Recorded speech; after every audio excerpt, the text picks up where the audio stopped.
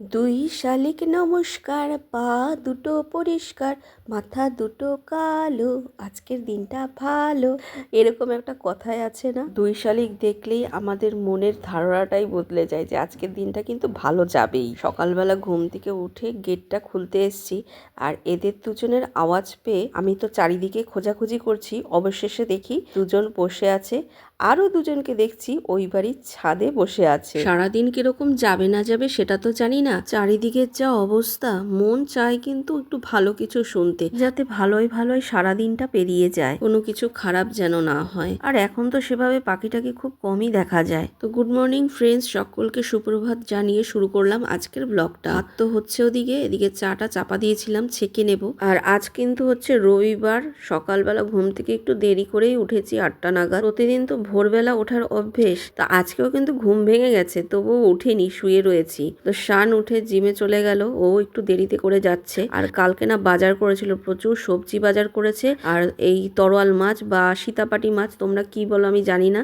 তো আমাদের সীতাপাটি মাছ বলে। তো এইটা রান্না করব, ধুয়ে টুয়ে নিলাম। তার আগে কিন্তু বেগুন আর বড়ি ভেজেছি, এটা আমি শাকে দেব।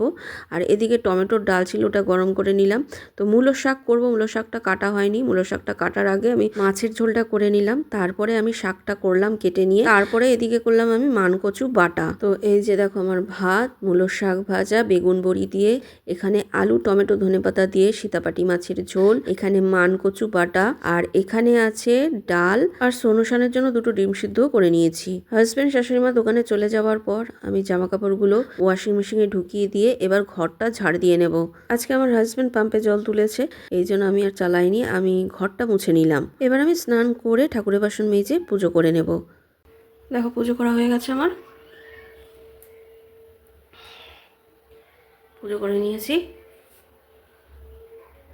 এবার জামা কাপড়গুলো বার করে নিই, যে বালতি নিয়ে এসছি ওইগুলো আমি ধুয়ে দিয়েছিলাম, আর এখানে সব রয়েছে, বার করি।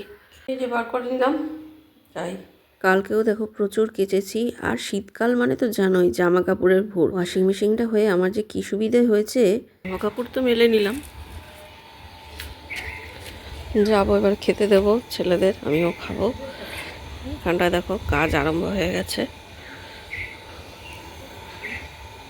বেশটা এখন হচ্ছে। তো মাটি যখন আমাদের বাড়ি তৈরি হয়েছে তখন আমরা ওই বাড়িতে ভাড়া ছিলাম, এখন আমাদের নিজেদের বাড়িতে। আর ওইদিকে ওটা বাড়ি হবে না, মনে হচ্ছে ফ্ল্যাট হবে। দেখো এই চপ টপগুলো আমার মা পাঠিয়েছিল, এখন আবার ভাজবো। কালকে যেহেতু শনিবার ছিল ওই জন্য খাইনি, রেখে দিয়েছিলাম। এখন আবার ভাজবো এগুলো, মানে প্যান বসানোই আছে। শনিবার দিনকারে বেগুনি ভেজেছিলাম, তার মধ্যেই গরম করবো। দেখো এইগুলো দিয়ে, এগুলো আবার ধরলো না, এগুলো আবার পরে করছি। এগুলো একটু ভালো করে একটু ভাজতে হবে, ওগুলো ভাজাই আছে, একটু গরম করব ভালো করে। দেখো সব গরম করে নিয়ে আসলাম, এই যে মুড়ি। দেখো ফ্রেন্ডস 7:30 বাজে, সন্ধ্যাবেলা তো সন্ধে টন্ধে দিয়ে সোনু বেরোবে দেখে, ওই জন্য আরও বললো তাড়াতাড়ি করে চপটপগুলো গরম করে দাও। তো মা কালকে দিয়ে দিয়েছিলো, কালকে শান গেছিলো, একটু দরকার ছিল, আর ওদিকে পড়াও ছিল, ওই দিকটাই যায়, তা বলে একটু দেখাও করে আসি। তো মা আবার এইগুলো দিয়ে দিয়েছে। আর কালকে পনির ভাপা করেছিল, আর লাউ শাক করেছিল, সেটাও দিয়েছিল। তো কালকে তো আমরা নিরামিষ খাই, তো মা নিরামিষ করেছিল, তা বললো ওইটা খেয়ে নিস, ওইটা কালকে রাত্রেই খাওয়া হয়ে গেছে। চপটাপগুলো আজকে খেলাম, যেহেতু ওটা আমিষ, মানে ওর মধ্যে পেঁয়াজ রসুন ফসুন আছে, তো ওই জন্য আজকে খেলাম। সোনু বেরিয়ে গেছে, আর শান ঘরে রয়েছে, ও বেরোবে। তা ভাবছি কী রান্না করবো রাত্রিবেলা, ঠান্ডা পড়েছে তো সবাই সব দিকে ঘুরতে যাচ্ছে। তো আজকে আমার বাবা মা আবার বোনের বাড়িতে গেছে, তা আমাকে মা বলেছিল যাবি, তা আমি বললাম না, আমি আজকে আর যাবো না, কারণ সোনুর অফিস ছুটি, কিন্তু ওরা তো দোকানে যাবে, তারপরে ঘরের কাজকর্ম, এটা ওটা ফেলে রেখে না যাওয়া সহজে হয় না। তো বাবা মা গেছে, চলে আসবে, রাত্রিবেলা চলে আসবে। আমাকে ফোন করেছিল, ভিডিও কল করেছিল, কথা বললাম। ভাইকেও ফোন করলাম আমি, কথা বললাম। আর ওদের ওইখানে তো খুবই ঠান্ডা, অনেক দিন থেকেই ঠান্ডা, ওদের ওখানে তো অনেক দিন আগে থেকেই ঠান্ডা পড়ে গেছে, মানে দিল্লিতে ভীষণই ঠান্ডা। হ্যাঁ, তা আমাদের এইখানে তো ঠান্ডা সেরকম ছিল না, কাল থেকে একটু ঠান্ডাটা লাগছে। তাও ঘরে থাকলে অতটা বোঝা যায় না, বাইরে গেলে ঠান্ডাটা লাগে। তো আমি এতক্ষণ এই মানে সোয়েটার ফোয়েটার কিছু পরিনি, এখন পরলাম।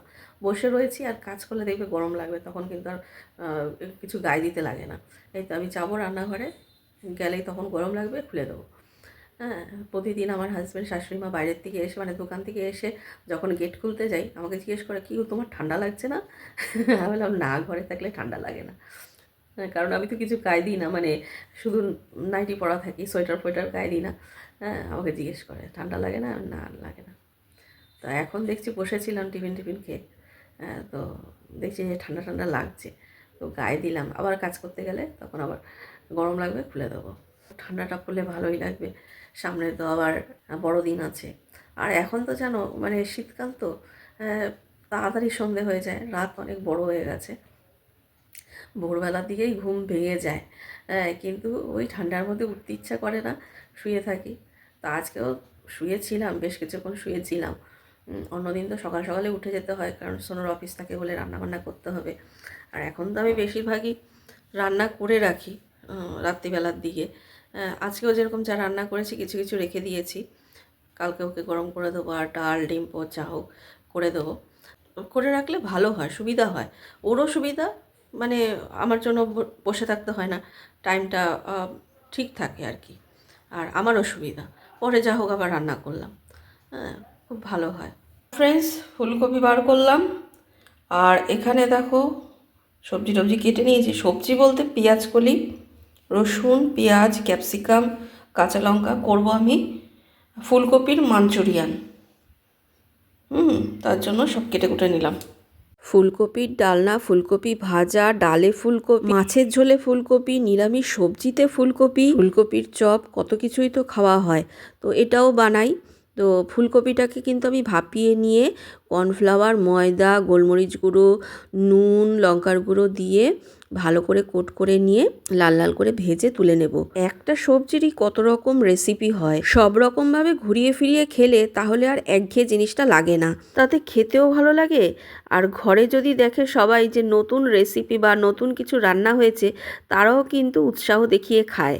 বলতে বলতে কিন্তু আমি দেখো ওগুলো ভেজে তুলে নিয়ে রসুন কুচি, পেঁয়াজ কুচি দিয়ে একটু ভেজে, লঙ্কা কুচি, ক্যাপসিকাম কুচি, কিউব করে কাটা পেঁয়াজ দিয়ে একটু সতে করে নিয়ে তারপরে 3 রকম সস দিয়ে জলের মধ্যে কর্নফ্লাওয়ারগুলো দিয়ে দিলাম। যখন একটু মানে থিক হয়ে আসলো গ্রেভিটা, তখন ফুলকপিগুলো দিয়ে দিলাম। তারপরে যখন মাখা মাখা হয়ে এসে একটু স্প্রিং অনিয়ন কিন্তু আমি এর মধ্যে দিয়ে দেবো। ইনগ্রিডিয়েন্টস বেশি কিছু লাগে না, কিন্তু খেতে কিন্তু অসাধারণ হয়। ফুলকপির মাঞ্চুরিয়ান চাউমিন, ফ্রাইড রাইসের সঙ্গে তো খাওয়া যায়, লুচি পরোটার সঙ্গেও কিন্তু খুব ভালো লাগে। তবে যেহেতু সন্ধেবেলা অতগুলো ভাজাভুজি খাওয়া হয়েছে, আজকে কিন্তু আমি রুটি করেছি, পরশু দিনই পরোটা করেছিলাম। হয়েছে বল, যে কাচ্ছে ভালো হয়েছে।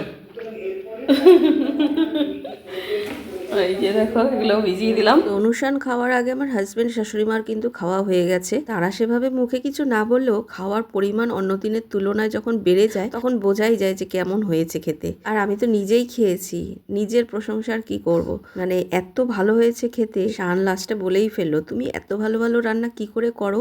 আমি একটা কথাই বললাম, শেখার আগ্রহ বা চেষ্টা থাকলে সবাই সবকিছু করতে পারে। নিজের মধ্যে সেই কনফিডেন্সটা থাকা চাই, আত্মবিশ্বাসটা নিজের উপরেই রাখতে হবে যে হ্যাঁ আমি পারবো। প্রথম প্রথম ভুলভাল হলেও একদিন না একদিন ঠিক কিন্তু সেটা হবেই। তার সব থেকে বড় প্রমাণ আমি নিজেই। আজকের মতো ফ্রেন্ডস, ভিডিওটা এখানেই শেষ করছি। Good night, tata.